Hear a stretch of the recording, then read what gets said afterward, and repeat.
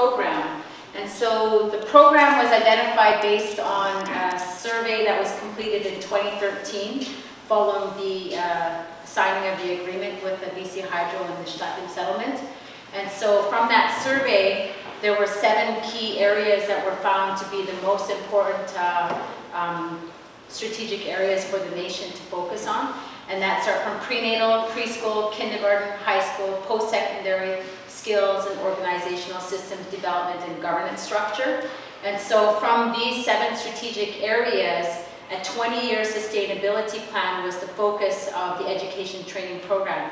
It's a 5-year term program that was developed, and in that 5-year term, a 20-year nation strategy was to be developed, focusing on these objective areas. So as a set program manager, in this circle cycle here, I have a reciprocal accountability relationship to the Stratton Chiefs Council, to strategic partners, and strategic partners include Stratton communities, BC Hydro, universities, schools, institutions, etc. within our territory, so anybody we establish a partnership with. Also technical, which is every Stratton community has a representative, so they are a technical support committee member. And those technical support committee members are appointed by your communities. And so majority of them are education coordinators, or they are somebody in the community that has knowledge or some expertise in education or in any one of these areas. And so they come, at the start we met once a month. And so basically to find out where we are at as a Stratton people, analyzing where we're at, what needs to be done, what are the strengths, what programs do we have, what institutions, how many Head Start programs, how many daycares, how many nurses. Start looking at analyzing exactly what we're doing and where we're at, what our objective goals are.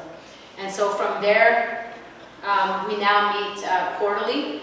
And so each one of the technical committee members also has a responsibility to report to their communities.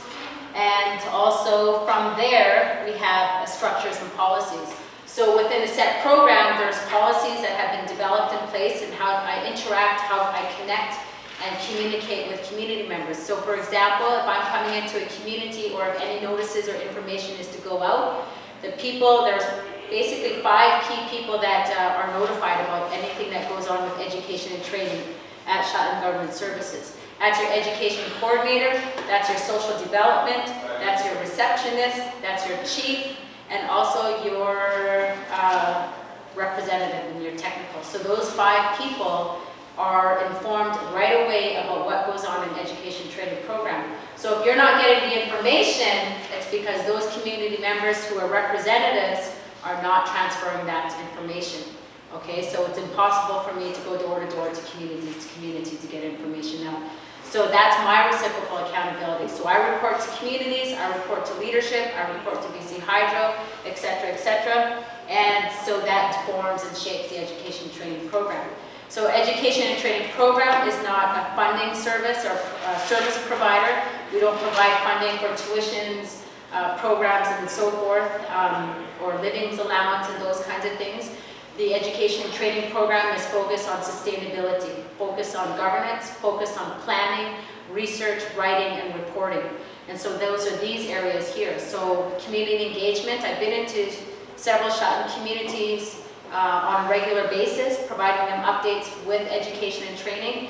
I have a responsibility to report to communities and to leadership and to partners, and also developing and establishing policies and memorandum of understandings with education stakeholders like Gold Trail School District or School District 48 Sea to Sky and lower Stratton territory, and also researching education programs and services that are successful in BC, but also in Canada, but also in the United States and globally. So what's working, what could we benchmark and or adapt and apply for Stratton, because we are a unique travel group. We are in a mountainous area, we're surrounded, and we're also isolated. So the populations within our school districts are predominantly Stratton students. And so since I've been here, there has been the skills gap analysis, and in the skills gap analysis, we've identified the gaps within education and training within the skills workforce within the First Nations economy, the local economy, and also the provincial economy. And so how do we fill in these gaps? Well, we need to identify what these gaps are. We need to identify what areas we're lacking and start looking at how do we establish partners. So, and that's one of the biggest things that we need to do is start looking at what partnerships do we need to establish. We have a shortage on chefs, we have a shortage on security, we have a shortage on engineering, we have a shortage on teachers, we have a shortage on health careers. So these are just some examples of where we have huge shortage numbers, where we're lacking. So in order to look at closing those gaps, we need to identify which programs and partners would we establish for long term, so that we may be able to benefit our communities and our families, but also our partners and the institutes that we're working with, along with BC Hydro. So there's a large percentage of employment opportunities, but we don't have qualified community members to fill these positions. So instead of hiring out people from Ontario or other places and bringing them in, we should be providing the skills and training opportunities so that they can fill these employable positions. So that's the skills gap analysis. This one here, which is objective number 1, prenatal education. And so this is basically a strategic guide in addressing prenatal education. If we have healthy birth outcomes, that's the starting point. That's the lifelong learning continuum of where lifelong learning begins. If we have healthy babies and we have healthy families, then we are having a strong start to lifelong learning. There are cutbacks on costs of FAS, fetal alcohol syndrome, and also birth defects and other things associated with those things. Excuse me. Sorry. And so, so that's something that's really important. Not only that, but also looking at teenage pregnancy prevention. And so looking at responsibilities and roles of families of both male and female sexes, and how to be responsible for their wellness and how they contribute. And also looking at how important we need to recognize that individuals, like we had 2 volunteers coming out into our community here, Appa and Ashton, who provided a service at the entrance where you would sign in, get a ticket, etc., etc. So there are you 2 young men that could be growing up and contribute to our society, to our community. And so they all have a role to play. They're young, and we have to believe in that they would want to contribute into our communities as well. And so part of that is teaching them about healthy sex education, about being responsible so that they may be able to grow up and contribute without being hindered with early parenting.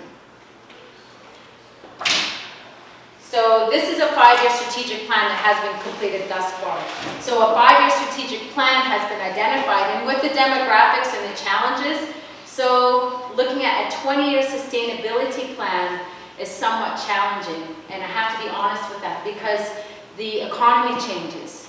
You know, people coming and going, you know, numbers are going to be constantly fluctuating. And even the curriculum in the schools change every 5 years. So on Monday, they just changed again to something more inclusive, hands-on, interactive, and so forth.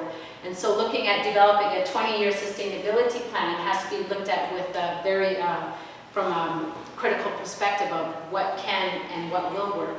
So this is a 5-year strategic plan that has been developed thus far. However, it will be built on into a 20-year sustainability plan, which would identify each one of these subject areas. And so, you know, why we look at prenatal education, why is prenatal education important? We already talked about that. And so looking at preschool, and so each one of these areas builds onto another. And so if we're looking at, for example, I had a meeting with Thompson Rivers University last week, and it was all just institutions and professionals and leadership in university education. And one of the things that I stressed to them was, where are our secondary school representatives? You know, you state that we have a high enrollment, you have a high enrollment of First Nations in Thompson Rivers University, but the retention and the graduate numbers are not high. Those numbers drop. So they'll have a huge intake, but the students don't complete. So we have 36% based on Canada Census data, 36% of students graduate, First Nation students will graduate from secondary school with a diploma. Out of that 36%, 16% pursue post-secondary education. 16% enroll into post-secondary university. but only 2% complete their degree programs. So the numbers keep dropping down. And so looking at identifying, along with our partners like Thompson Rivers University, okay, what kind of retention strategies do we have in place? What kind of Aboriginal support services do we have in place? Do we have a plan in how we can attack that and close that gap so that our students will graduate and succeed and contribute back into their communities and so forth? So those are things that we need to take a look at when looking at transitional supports. So in each one of these areas, those things should be identified and have been identified and articulated in the 5-year strategic plan. So everything ladders into another. The last one was organizational systems development, and that's one of the things that we are really looking at in ARM system, where we can create accountable resource management, and so that each community would be able to develop a database on what they have in their communities. How many communities graduated, how many communities have attained a degree or are certified in engineering and mechanics and carpentry and so forth. And then how many of them have master's degrees and PhDs. And so if they're able to build this database, then they would be able to identify what strengths those communities have, but also they would be able to identify what gaps they have as well. What areas are lagging and what areas or services should be brought into the community to provide, to improve education outcomes or to increase skills so that community members may be able to become employed. So one of the things that has been going on continuously within our territory for several years are the college preparation programs. These upgrading programs, which is really important if you are pursuing nursing, or if you're pursuing education, or if you're pursuing law, etc., etc. But if you're an individual that needs to gain the skills to gain employment, upgrading is not going to be your primary ticket to employment. So that's where we start to identify what are the needs. What are the needs? For example, Well, regarding that, earlier Jim talked about the apprenticeship program and now we're starting people working on the contracts, and there's none. Mm-hmm. And that's because the standards set to enter the apprenticeship program for BC Hydro tradespeople is pre-apprenticeship, right? Mm-hmm. Plus math principles 12, Mm-hmm. plus physics 11, plus chemistry 11, which most of our students don't graduate with. Mm-hmm. And if they've already graduated, they really don't want to go back and get those courses, but that's the standard that's set. Yeah. So basically they're locked out of those careers, even in the trades program, because they don't have pre-calc and they don't want to go back and pass those courses. Yeah. So that's where it's almost a pre-apprenticeship, either that, a program that gets them those qualifications so that they can enter into the BC Hydro Trades program, or a different standard that's equivalent, not exactly that.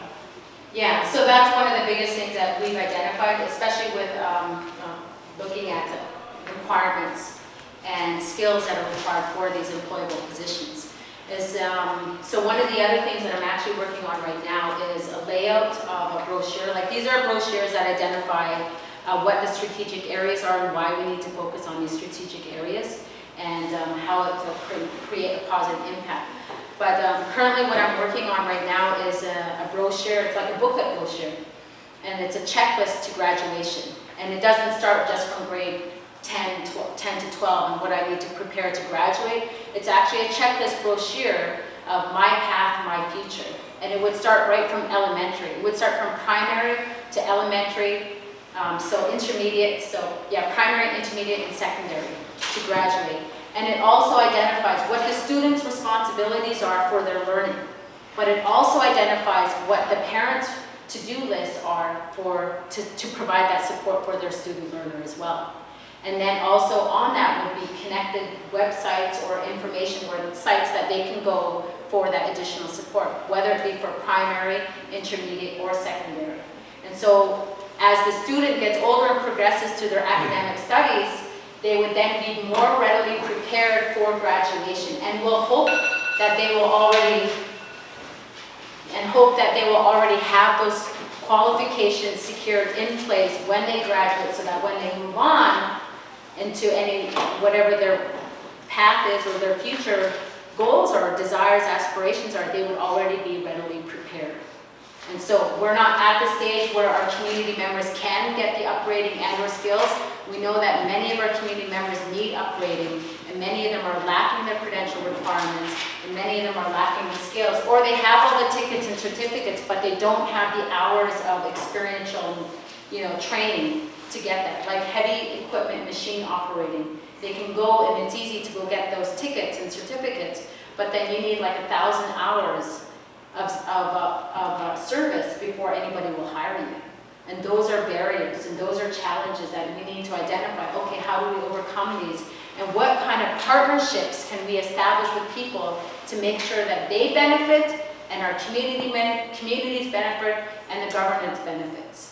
And so we know, and I recognize that those are the challenges, and we are working with BC Hydro with some of those opportunities, employment opportunities, and how we can make and provide our community members to be more readily available, and what those are and what those requirements are.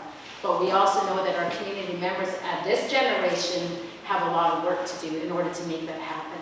And those are challenges. That's a reality of where we're at. And a lot of community members do not want to go back. And so with this checklist brochure booklet, my hope is that it would provide that guide so that community members that are in public schools right now will graduate and will know what their expectations are. And that's just one checklist booklet. There's another booklet that I'm working on, and it's a layout, and it's like my path, my future, and my choice, something like that. And so in this booklet would identify opportunities of engineering, to arts, to graphic designs, to education, to health careers. Like, these are possibilities. The possibilities are endless. And we do have many challenges, but with every challenge, we have opportunities to learn and to grow. And this is something about the education training program, is that no one has ever done this before. Nobody.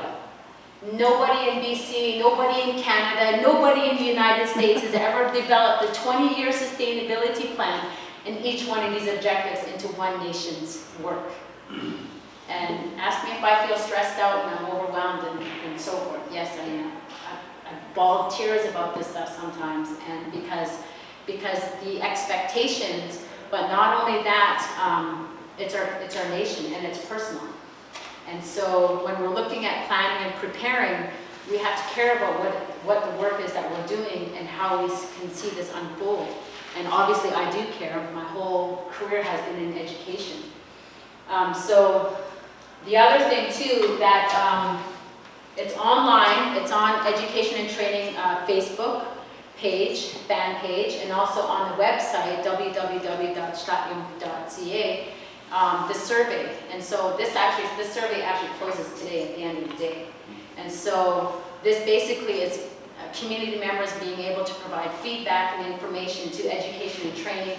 What are your barriers? What are your struggles? What are your challenges? Or what do you think education and training should include or involve that may go beyond this? Because one of the biggest things is our language and culture, because our language is critically endangered. We have only like 2% fluent speakers left. We have 10% that are semi-fluent, and then the rest are inactive. And so we're looking at the critical state of our language, and language is a part of lifelong learning and living. It's a continuum. It is a part of our identity, who we are as Stadtjong people. That's what makes us unique and original from others. And so that's something that is included in the nation's sustainability plan, and it should be included as an inclusive part in all areas. And so even when we have partners with North Island Community College, we've had that underground mining program, we've had the cultural research training program, we have the emergency response training program, we've had other short-term programs, and I've always made sure that we've included an elder or resource person to go in there to share some content and knowledge about who we are Stadtjong through language and cultural practices. But this is like 15 minutes and beyond, so I'm done. That was my alarm that went off. That's pretty much it.